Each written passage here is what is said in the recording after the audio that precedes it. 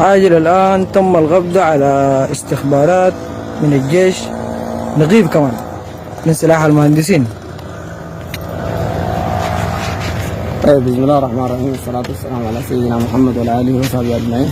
الآن قبضنا على واحد من الاستخبارات بتاعت الجيش في منطقة المهندسين، وهو مهمته للعربات اللي تتحرك بتخش على طريق بتاع سراج أو المواتر ما يعرفون الشوارع من معسكر صالحة إلى المعسكرات الأخرى، وهو بيتم رصدها بمجموعته وبدأ اتصال القناصين، بيتم ضرب الناس ديل وفقدنا شهداء كتار، والآن الحمد لله تم قبضه.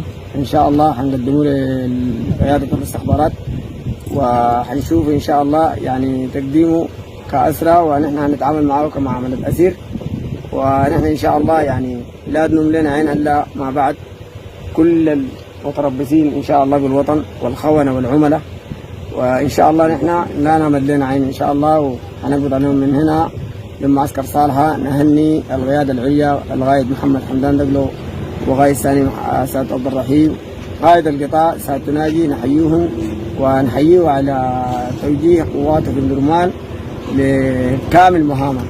ونحن والله كقيادة قوات الدعم السريع ما بتنوم لنا إن شاء الله عين حتى نكمل المهام إن شاء الله، ونرفع راية الانتصارات، والانتصار اللي هو بيعني الحرية والسلام والعدالة والديمقراطية للشعب إن شاء الله.